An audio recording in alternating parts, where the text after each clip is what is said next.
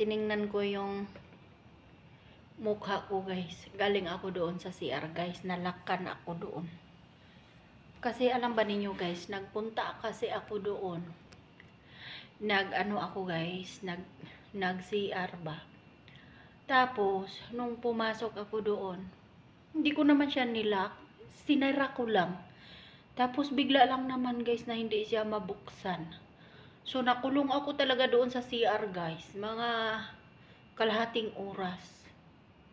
Nako, sabi ko sa sarili ko, pag naghihiyaw ako, sino naman tumutulong sa akin? Ako lang mag-isa dito. Kasi wala man ang aking mga kasama dito. Nako, ang hirap pag nakulong sa CR guys. Walang tumutulong sa'yo.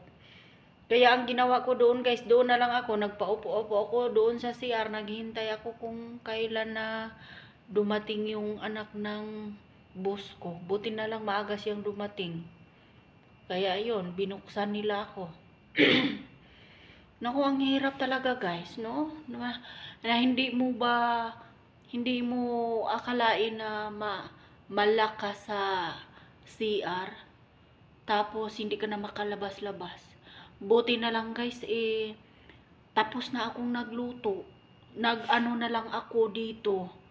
Naglilinis. Tapos naglason ako guys ng mga ipis. Buti na lang.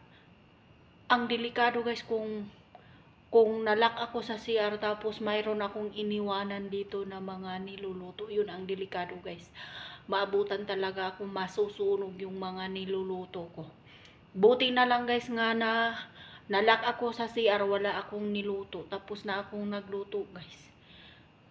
Katatapos ko lang talagang naglinis dito sa kusina. Patapos na talaga ako guys. Tapos pumasok ako doon sa CR kasi naihi ako eh. Tapos nung sinira ko, pag bukas ko hindi na mabuksan. Kaya ang ginawa ko guys, doon na lang ako, umupo ako doon sa CR. Ayan, nag-upo-upo ako doon, naghintay ako kung kailan dumating yung anak ng amo ko. Buti na lang maaga silang dumating. Ayan, binuksan nila ako guys. Oh, nako. Ang hirap pala pag nakulong sa CR. Dalawa na kami dyan guys nga nalak sa CR. Pati yung kasama ko nga si Rinalyn. Ganyan din siya noong araw. Katulad ganito din. Kami, ako at saka yung boss ko doon sa Egypt nagbakasyon. Oh, siya lang ang naiwan dito. Nalak din siya dyan guys. Oo. Oh. Ngayon din ako, si Rinalyn, andun sila sa Egypt, tapos ako ang naiwan dito guys.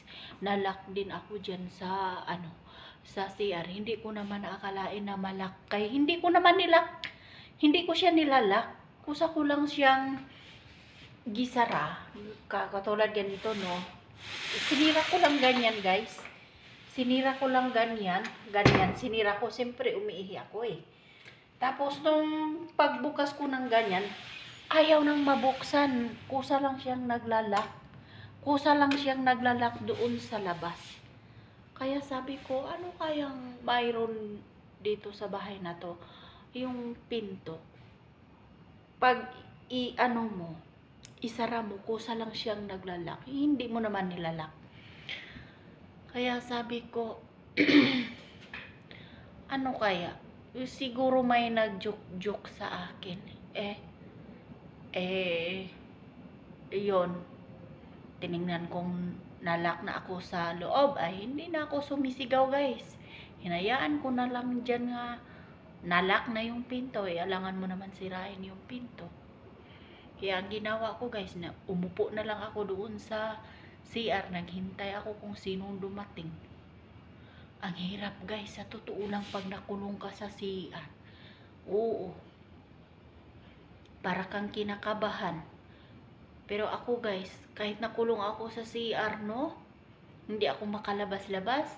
Hindi na lang ako naghiyaw-hiyaw kasi pag naghihiyaw ka, nanghihingi ka ng tulong, sino naman makakarinig sa akin?